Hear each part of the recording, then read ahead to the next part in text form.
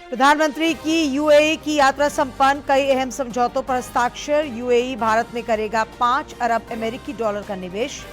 UAE से PM का दुनिया को शांति और स्थिरता का संदेश। रक्षा राज्य मंत्री रांची संसदीय क्षेत्र के विकास को लेकर प्रतिबद्ध। सड़क का किया शिलान्यास। ग्रामीण विकास मंत्री का पारंपरिक ग्राम सभाओं को सशक्त बनाने पर जोर। बाबूलाल मरांडी ने मुख्यमंत्री को पत्र लिखकर ट्रेजरी घोटाले की सीबीआई से जांच करने का किया आग्रह। रांची में प्रशासन की मिलीभगत से बालू के कथित डकैती पर भी सरकार को घेरा। और जामताड़ा से 3 साइबर अपराधी गिरफ्तार। इस वर्ष अब तक 60 की गिरफ्तारी। पलामू और गुमला में पुलिस ने लापता कई मोबाइलों को बरामद कर मालिकों को लौटाया।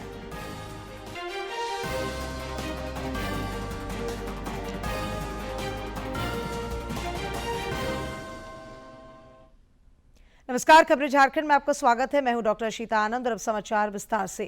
प्रधानमंत्री नरेंद्र मोदी 5 देशों की यात्रा पर हैं। उनका पहला पड़ाव संयुक्त अरब अमीरात रहा, जहां उन्होंने वहां के राष्ट्रपति के साथ द्विपक्षीय सहयोग को लेकर वार्ता की। श्री मोदी ने यूएई की धरती से दुनिया को शांति और स्थिरता का संदेश दिया।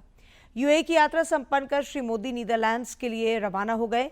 प्रधानमंत्री ने एक सोशल मीडिया में भरोसा जताया कि उनकी इस यात्रा के परिणाम दोनों देशों की दोस्ती को और मजबूत करेंगे और विकास तथा समृद्धि में योगदान देंगे। प्रधानमंत्री नरेंद्र मोदी और यूएई के राष्ट्रपति की उपस्थिति में दोनों देशों के बीच कई अहम समझौते हुए। यूएई भारत में 5 अरब अमेरिकी डॉलर का निवेश करेगा। नेताओं ने भारत यूएई व्यापक रणनीतिक साझेदारी को आगे बढ़ाने पर व्यापक बातचीत की। इस मौके पर प्रधानमंत्री ने कहा कि पश्चिमी एशिया क्षेत्र में युद्ध की परिस्थिति का प्रभाव आज पूरे विश्व पर दिखाई दे रहा है। भारत ने हमेशा समस्याओं के समाधान के लिए संवाद और कूटनीति को प्राथमिकता दी है। पीएम मोदी ने कहा कि भारत हर परिस्थिति में यूएई के साथ कंधे से कंधा मिलाकर खड़ा है और आगे भी खड़ा रहेगा।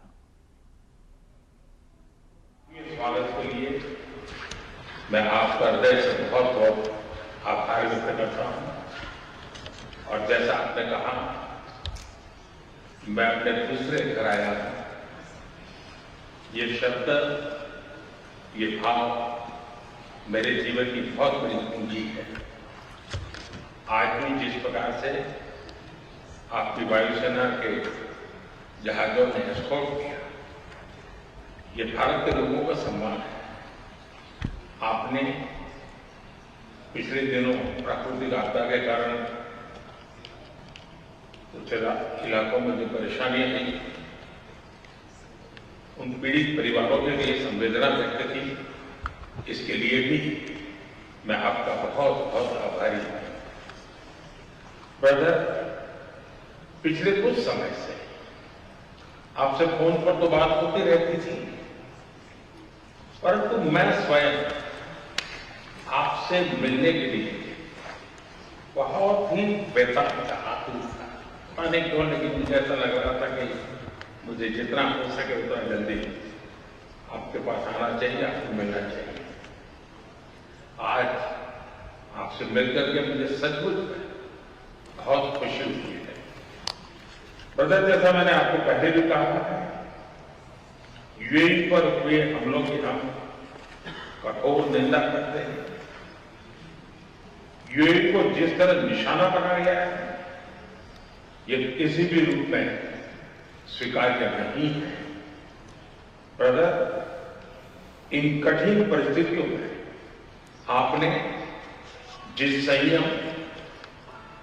करेज और विजन का परिचय दिखाया है, यह बहुत ही सराहनीय है। राष्ट्रीय एकता, सुरक्षा और क्षेत्रीय अखंडता को बनाए रखने में आपके नेतृत्व में उठाए गए कदमों का हम अभिनंदन करते हैं।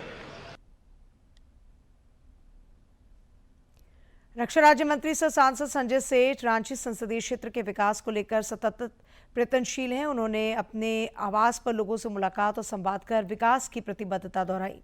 श्री सेठ ने कांके विधानसभा क्षेत्र अंतर्गत चौनगढ़ा हाई स्कूल से पलानी वाया गम्हरिया तक सड़क निर्माण कार्य का शिलान्यास किया।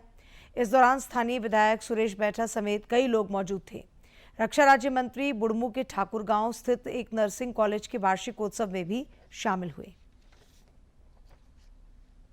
ग्रामीण विकास मंत्री दीपिका पांडे सिंह से आज रांची स्थित आवासीय कार्यालय में माझी परगना महल, पूर्वी सिंहभूम और सरायकेला खरसावां के प्रतिनिधिमंडल ने मुलाकात की। इस दौरान झारखंड में पेसा नियमावली के बेहतर क्रियान्वयन पर चर्चा हुई। इस अवसर पर ग्रामीण विकास मंत्री ने कहा कि सरकार आदिवासी समाज की परंपराओं, अधिकारों और सुशासन की भावना के सम्मान के साथ पेसा नियमावली को जमीनी स्तर पर प्रभावी ढंग से लागू करने के लिए प्रतिबद्ध है। उन्होंने ये भी कहा कि हमारा उद्देश्य पारंपरिक ग्राम सभाओं को न सिर्फ सशक्त बनाना है, बल्कि जनजातीय समुदाय को उनके अधिकारों, परंपराओं और सुशासन की भावना के अनुरूप विकास की मुख्यधारा से जोड़ना भी है। कोयला राज्य मंत्री सतीश चंद्र दुबे ने झारखंड प्रवास के क्रम में आज रांची में कई कार्यक्रमों में हिस्सा लिया। उन्होंने पर्यावरण संरक्षण के विषय पर आयोजित सम्मेलन को संबोधित किया। इस दौरान श्री दुबे ने जोर देकर कहा कि पर्यावरण संरक्षण सामूहिक दायित्व है। वर्तमान समय में विकास और पर्यावरण संरक्षण के बीच संतुलन स्थापित करना सबसे बड़ी आवश्यकता है। प्रधानमंत्री के नेतृत्व में सतत विकास के लक्ष्यों को हासिल करने के लिए देश में कोल गैसिफिकेशन जैसे कई पहल हो रहे हैं। कोयला राज्य मंत्री ने पर्यावरण की रक्षा के लिए हरित ऊर्जा के उपयोग पर भी जोर दिया। इस दौरान जल पुरुष के नाम से प्रसिद्ध राजेंद्र सिंह समेत कई गणमान्य लोग मौजूद रहे। रांची में भाजपा प्रदेश पदाधिकारियों की आज बैठक हुई। बैठक में प्रदेश अध्यक्ष आदित्य प्रसाद साहू समेत अन्य नेता मौजूद रहे। इस दौरान किसानों के मुद्दे पर सरकार को घेरने की रणनीति बनी। साथ ही एसआईआर समेत अन्य समसामयिक विषयों पर भी विमर्श हुआ। रांची में झारखंड बीजेपी के शीर्ष नेतृत्व ने आगामी चुनावी और सामाजिक कार्यक्रमों की रूपरेखा तय की। प्रदेश अध्यक्ष आदित्य साहू, नेता प्रतिपक्ष बाबूलाल मरांडी और संगठन महामंत्री कर्मवीर सिंह की उपस्थिति में हुई इस बैठक में सांगठनिक कार्यों की समीक्षा की गई। बैठक के बाद पार्टी के वरिष्ठ नेता गणेश मिश्र ने संवाददाताओं को संबोधित करते हुए बताया कि निर्वाचन आयोग के निर्देशानुसार राज्य में मतदाता सूची के पुनरीक्षण यानी एसआईआर का कार्य शुरू होना है, जिसमें पार्टी सक्रिय भूमिका निभाएगी। झारखंड राज्य में पूरे देश के साथ साथ एसआईआर का काम अर्थात मतदाता गहन पुनरीक्षण सूची बनाने का काम चुनाव आयोग के द्वारा किया जा रहा है और चुनाव आयोग ने सभी राजनीतिक दलों से आग्रह किया है कि वो अपने दल के BLA-2 कार्यकर्ता का नाम और उसका फोटो वो निश्चित करके और जो जिला के पदाधिकारी कार्यालय हैं, मैंने चुनाव कार्यालय, वहां जमा कर रखे। भारतीय जनता पार्टी ने ये काम अच्छे प्रकार से कर लिया है। बैठक में किसानों की दुर्दशा पर भी गहरी चिंता व्यक्त की गई। गणेश मिश्र ने कहा कि हाल के दिनों में हुई ओलावृष्टि और बेमौसम बारिश ने किसानों की कमर तोड़ दी है, लेकिन सरकार की ओर से राहत नदारद है। पार्टी ने आरोप लगाया कि राज्य सरकार ने 3,200 रुपए प्रति क्विंटल न्यूनतम समर्थन मूल्य देने का जो चुनावी वादा किया था, उसे पूरा करने में विफल रही है। तो एक विषय ये था। दूसरा, हम लोग अभी एक बड़े भारी संकट से किसान जूझ रहे हैं और वो संकट है ये जो अनावश्यक ओलावृष्टि, भारी वर्षा, और इस कारण से हमारा किसान अत्यधिक प्रभावित हुआ है झारखंड में। केवल यही नहीं बल्कि किसान के लिए जो मिनिमम सपोर्ट प्राइस की घोषणा झारखंड सरकार ने की थी कि हम 3200 रुपया प्रति क्विंटल के हिसाब से किसानों को उसके लिए हुए धान का मुआवजा देंगे, तो कई जगह से ऐसी शिकायतें आई हैं कि सरकार ने अपना काम ठीक प्रकार से नहीं किया है और इसके कारण से किसान बहुत परेशान है। अब भाजपा इन मुद्दों को लेकर प्रखंड कार्यालयों के समक्ष धरना प्रदर्शन करेगी। सांगठनिक मजबूती और जन मुद्दों पर सरकार को घेरने की इस रणनीति से साफ है कि भाजपा झारखंड में आने वाले दिनों में बड़े आंदोलन की तैयारी कर रही है। रांची से कर्मवीर की रिपोर्ट।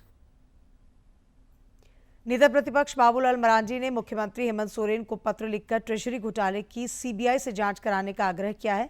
इस घोटाले को महाघोटाले की संज्ञा देते हुए श्री मरांडी ने कहा कि ट्रेजरी घोटाला सिर्फ वित्तीय अनियमितता तक सीमित नहीं है, बल्कि पूरे राज्य में फैले संगठित भ्रष्टाचार और सरकारी धन की सुनियोजित लूट का गंभीर उदाहरण है। उन्होंने कहा कि अब तक लगभग 14 जिलों में ट्रेजरी से अवैध निकासी के मामलों की पुष्टि हो चुकी है और विभिन्न कोषागारों से लगभग 130 करोड़ रुपए की अवैध निकासी की बात सामने आ रही है। नेता प्रतिपक्ष ने आरोप लगाया कि इस घोटाले में केवल निचले स्तर के कर्मचारी ही नहीं, बल्कि कई वरिष्ठ अधिकारी एवं प्रभावशाली लोग भी संलिप्त हैं। उन्होंने मुख्यमंत्री से घोटाले की सीबीआई जांच कराने का आग्रह किया ताकि सत्य उजागर हो सके और दोषियों को कठोर सजा मिल सके। श्री मरांडी ने रांची में प्रशासन की मिलीभगत से बालू के कथित डकैती पर भी सरकार को घेरा। प्रधानमंत्री नरेंद्र मोदी की अपील के बाद वैश्विक संकट के बीच ईंधन और विदेशी मुद्रा बचत को लेकर देश भर के लोगों ने सकारात्मक रुख दिखाया है। प्रधानमंत्री के साथ संकल्प सिर्फ शब्द नहीं, बल्कि हर भारतीय के लिए राष्ट्र प्रथम का आह्वान है।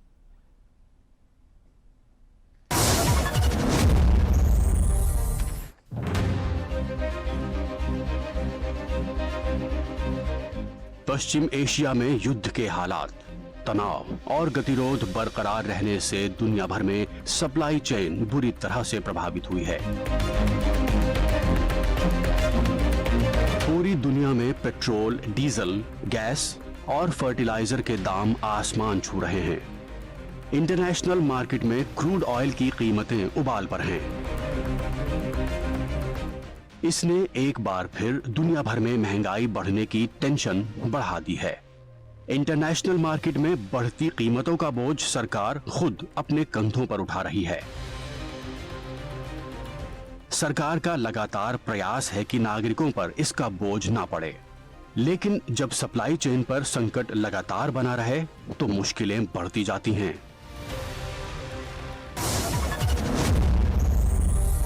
हमें भारत के नागरिक के तौर पर अपने कर्तव्य को प्राथमिकता देनी होगी।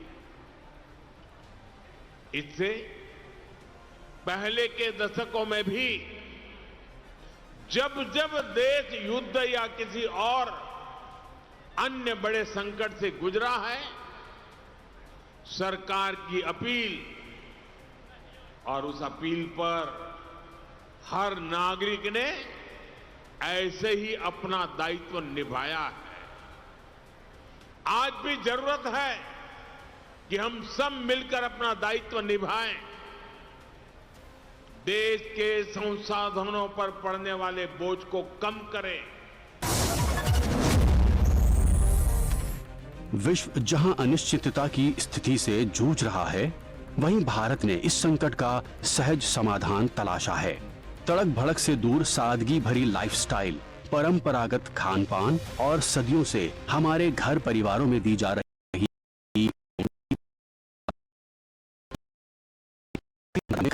हमेशा बच्चों को समझाते हैं कि दिखावे से दूर रहो, किफायत बरतो, पैसा बचा कर रखो, ताकि संकट में भी परिवार का सिर ऊंचा बना रहे। सिर पर खड़ी ग्लोबल महंगाई से देश और नागरिकों की सुरक्षा करने के लिए प्रधानमंत्री नरेंद्र मोदी ने भी भारतीय परंपरा के इन्हीं अनमोल सुझावों को अपनाया है। आइए अब हम सब 140 करोड़ भारतीयों की एकजुट शक्ति के साथ विदेशी मुद्रा भंडार को बचाकर रखने, तेल का इस्तेमाल कम करने, विदेश यात्रा और तड़क भड़क से भरी दिखावे वाली लाइफस्टाइल से फिलहाल परहेज करने जैसे देश की इकोनॉमी को सशक्त बनाने वाले सहज उपायों के प्रति जन जन को जागरूक बनाने के लिए एक नया जन आंदोलन शुरू करें। ये हमारे परिवारों और इकोनॉमी दोनों के लिए अच्छा है। ग्लोबल महंगाई की आंधी में सुरक्षित रहने के लिए देश अपने नागरिकों को भागीदारी के लिए पुकार रहा है, क्योंकि संकट के समय देश के काम आना ही तो है सच्ची राष्ट्रभक्ति।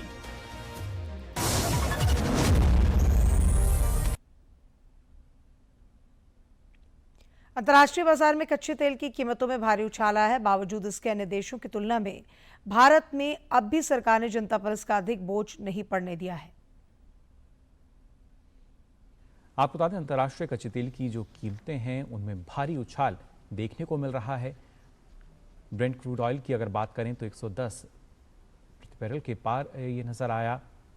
वहीं तेल विपणन कंपनियों को लगातार जो घाटा है वो झेलना पड़ रहा था और 4 साल बाद हमने देखा कैसे जो दाम है उसमें मामूली इजाफा किया गया है। IOCL, BPCL, HPCL को भारी नुकसान, यानी जो पेट्रोलियम कंपनियां हैं इनको काफ़ी नुकसान झेलना पड़ रहा था। वहीं मुद्रा में भी लगातार उतार चढ़ाव हमने देखा है इस वजह से। और अब जाकर अगर देखा जाए तो मुद्रा के उतार चढ़ाव के कारण जो आयात है वो महंगा हो जाता है। ये हमें समझना होगा कि किस तरीके से, और अपनी ज़रूरत का जो करीब 90% कच्चा तेल भारत इसका आयात करता है। अब ऐसे में जाहिर तौर पर ज़्यादा मुद्रा हमें देनी पड़ रही थी। पश्चिम एशिया की अगर हम बात करें तो हमने सभी देख रहे हैं किस तरीके से जो संकट है वहाँ नज़र आ रहा है। IMF और RBI की चेतावनी भी यही थी कि जो स्थिति बनी हुई है इससे निकलने के लिए कुछ आवश्यक कदम ज़रूरी हैं। ग्लोबल इन्वेंट्री की जो कमी है वो भी हमने देखी। ये तमाम कारण रहे हैं जिस वजह से हमने देखा किस तरीके से एक मामूली इजाफा जो है वो पेट्रोल और डीजल के दामों में यहाँ पर किया गया है। नीट यूजी की पुनः परीक्षा 21 जून को आयोजित होगी। राष्ट्रीय परीक्षा एजेंसी NTA ने आज नई तारीख का ऐलान किया। इधर शिक्षा मंत्री धर्मेंद्र प्रधान ने बताया कि 21 जून को होने वाली पुनः परीक्षा के लिए अभ्यर्थियों को 14 जून तक एडमिट कार्ड मिल जाएंगे। अगले साल नीट की परीक्षा कंप्यूटर बेस्ड टेस्ट से होगी। नीट यूजी 2026 की दोबारा परीक्षा रविवार 21 जून को आयोजित की जाएगी। इस बार छात्रों को एक सप्ताह तक अपने पसंद के शहर का चुनाव करने का विकल्प मिलेगा। परीक्षा के लिए अभ्यर्थियों को अतिरिक्त समय भी दिया जाएगा। परीक्षा दोपहर 2 बजे से शाम 5:15 तक आयोजित होगी। सभी को 14 जून तक एडमिट कार्ड वितरित कर दिए जाएंगे। अभी NTA ने नीट यूजी का नई परीक्षा की तिथि घोषणा किया है। 21 जून को री एग्जामिनेशन की डेट घोषणा की है। केंद्रीय मंत्री धर्मेंद्र प्रधान ने कहा कि छात्रों का भविष्य सरकार की प्राथमिकता है और किसी भी योग्य छात्र के अधिकारों को हानि नहीं पहुंचे, इसलिए परीक्षा रद्द करने का निर्णय लिया गया था। केंद्रीय जांच एजेंसी CBI ने परीक्षा में हुई गड़बड़ी की जांच शुरू कर दी है। साइबर चुनौतियों और अवैध सोशल मीडिया चैनलों पर भी कार्रवाई की जा रही है। 120 टेलीग्राम चैनल और कई व्हाट्सएप ग्रुप बंद कर दिए गए हैं। लड़ाई है परीक्षा माफियाओं के साथ, जो एंटी सोशल एलिमेंट अभी मित्रों टेक्नोलॉजी के समय में एक नई चुनौती बढ़ रहा है। विभिन्न प्रकार की सोशल मीडिया हैंडल से भ्रमात्मक तथ्यों को रखा जाता है, गुमराह करने की फिर कोशिश किया जाता है। फिर नीट की हम लोग एग्जामिनेशन तोड़ सकते हैं, इस प्रकार की व्यवस्था को खुली चुनौती दिया जा रहा है। ये सारे को ध्यान रखते सरकार ने तुरंत CBI को काम सौंपी है। CBI ने त्वरित कार्रवाई शुरू किया है। इस बार CBI तह तक जाएगी। इसके अलावा इस बार का परीक्षा शुल्क भी अभ्यर्थियों को लौटाया जाएगा और 21 जून वाली नीट परीक्षा में कोई शुल्क नहीं लिया जाएगा। आगामी साल से नीट परीक्षा को कंप्यूटर आधारित बनाया जाएगा।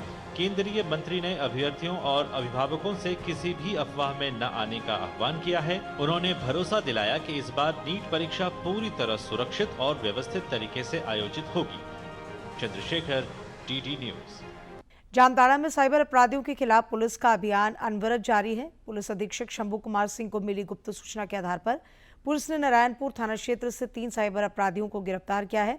पुलिस अधीक्षक ने बताया कि छापेमारी के दौरान पुलिस ने इन अपराधियों के पास से 8 मोबाइल फोन बरामद किए हैं। जिले में अब तक इस वर्ष 60 साइबर अपराधी पकड़े जा चुके हैं।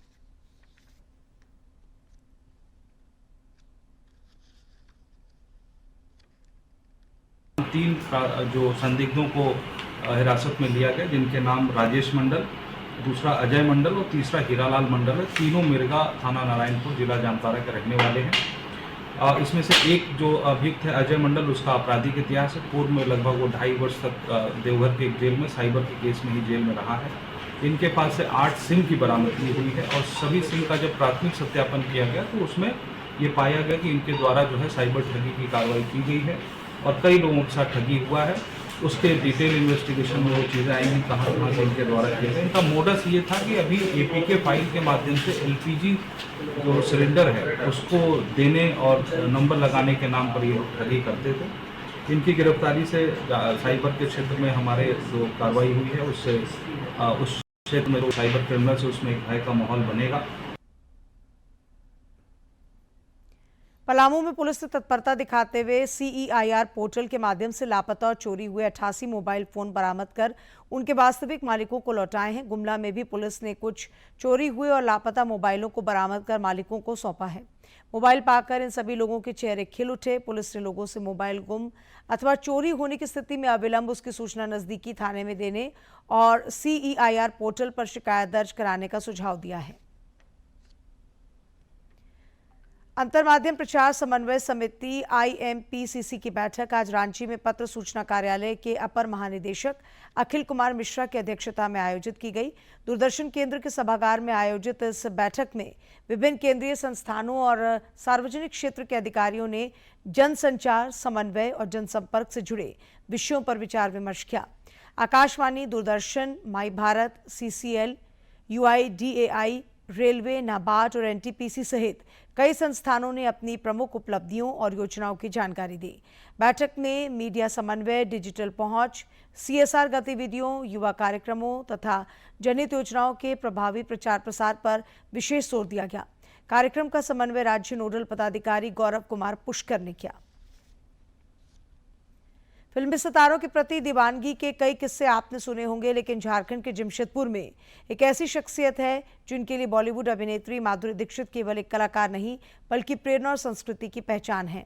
हम बात कर रहे हैं मशहूर माधुरी भक्त पप्पू सरदार की। आज 15 मई को माधुरी दीक्षित के 59वें जन्मदिन के अवसर पर पूरा जमशेदपुर त्योहार के रंग में डूबा नजर आया। साक्षी बाजार में आयोजित इस 2 दिवसीय जन्मदिन उत्सव में पूजा अर्चना से लेकर सांस्कृतिक कार्यक्रमों तक सब कुछ किसी बड़े महोत्सव जैसा नजर आया।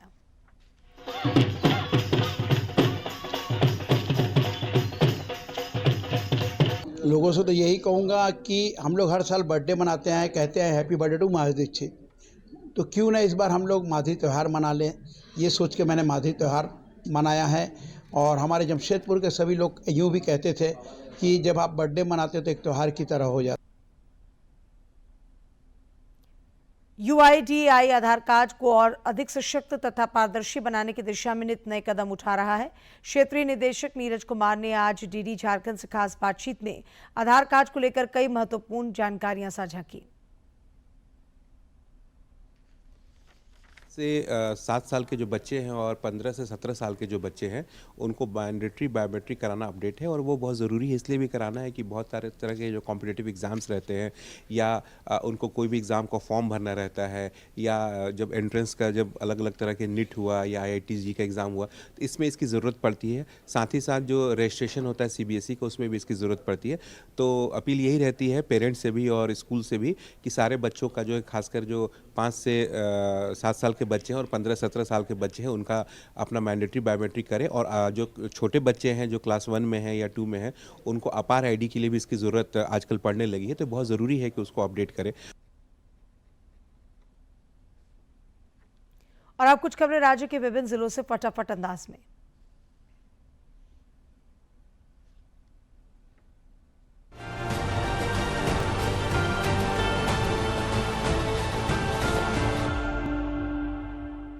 मेदिनीनगर में डालसा ने 90 दिवसीय जागरूकता अभियान के तहत सुआ पंचायत के गांवों में डोर टू डोर कैंपेन चलाया। ग्रामीणों को बाल विवाह, घरेलू हिंसा, पॉक्सो एक्ट, बाल श्रम और बच्चों की सुरक्षा के प्रति जागरूक करते हुए कानूनी अधिकारों की जानकारी दी गई। देवघर में उपायुक्त शशि प्रकाश सिंह की अध्यक्षता में जनता दरबार आयोजित हुआ। पेंशन, मुआवजा, आवास, राजस्व और मैया सम्मान योजना से जुड़ी शिकायतों का ऑन द स्पॉट समाधान किया गया। दिव्यांगों को मोटराइज्ड ट्राईसाइकिल और कर्मियों के मानदेय बढ़ाने के निर्देश भी दिए गए। पलामू के हुसैनाबाद थाना क्षेत्र में पुलिस ने अवैध शराब निर्माण के खिलाफ बड़ी कार्रवाई करते हुए 12 क्विंटल जावा महुआ, 50 लीटर देसी शराब और भट्टियों को नष्ट किया। छापेमारी की भनक लगते ही कारोबारी फरार हो गए। पुलिस आरोपियों की तलाश में जुटी है। पलामू में उपायुक्त दिलीप प्रताप सिंह शेखावत ने विशेष गहन पुनरीक्षण कार्यक्रम 2026 की तैयारियों की समीक्षा की। बैठक में मतदाता सूची शुद्धिकरण, नए मतदाताओं को जोड़ने, बीएलओ कार्य, मतदान केंद्र युक्तिकरण और त्रुटि रहित सूची तैयार करने पर जोर दिया गया। रांची के NUSRL में किशोर न्याय प्रणाली के 10 वर्षों पर चिंतन विषय पर राज्य स्तरीय परामर्श कार्यक्रम आयोजित हुआ। विशेषज्ञों ने बाल संरक्षण, किशोर न्याय अधिनियम 2015, संस्थागत देखभाल और बाल अधिकारों को मजबूत बनाने के लिए समन्वित प्रयासों की चर्चा की। धनबाद मंडल में विश्व पर्यावरण दिवस अभियान 2026 की शुरुआत हुई। मंडल रेल प्रबंधक अखिलेश मिश्र ने अधिकारियों और कर्मचारियों को स्वच्छता शपथ दिलाते हुए हरित वातावरण, श्रमदान और स्वच्छता को जन भागीदारी से सफल बनाने का संदेश दिया। पलामू में पुलिस ने CEIR पोर्टल की मदद से बरामद 88 मोबाइल फोन उनके असली मालिकों को सौंपे। तकनीकी जांच और शिकायतों के आधार पर मोबाइल रिकवर किए गए। पुलिस अधीक्षक ने लोगों से गुम तथा चोरी मोबाइल की तुरंत शिकायत और CEIR पोर्टल पर रिपोर्ट दर्ज कराने की अपील की। धनबाद मंडल के गोमो स्टेशन पर TTE अभिनव कुमार आनंद और विवेक कुमार रवि ने दृष्टिबाधित यात्री की मदद की। गलत ट्रेन में चढ़े यात्री को सही जानकारी देकर सुरक्षित प्लेटफॉर्म तक पहुंचाया गया और हटिया वर्धमान मेमो एक्सप्रेस में बिठाने में सहायता की।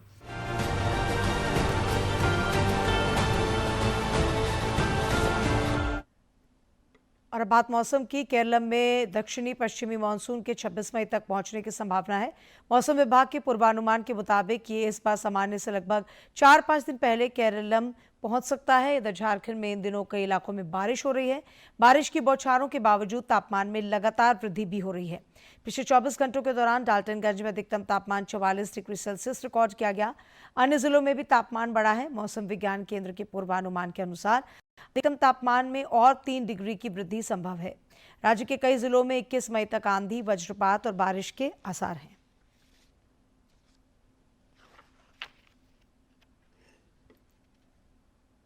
दूरदर्शन झारखंड पर पल पल की खबरों से जुड़े रहने के लिए आप हमारे social media platform X, Facebook, Instagram और यूट्यूब से जुड़ सकते हैं, क्योंकि खबरों से जितना बाखबर रहना जरूरी है, उससे ज्यादा जरूरी है सटीक, संतुलित और निष्पक्ष समाचार।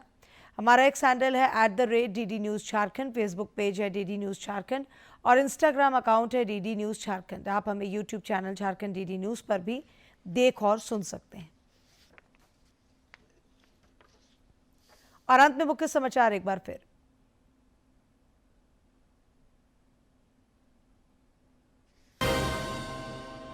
प्रधानमंत्री की UAE की यात्रा संपन्न, कई अहम समझौतों पर हस्ताक्षर। UAE भारत में करेगा $5 अरब अमेरिकी डॉलर का निवेश। UAE से PM का दुनिया को शांति और स्थिरता का संदेश।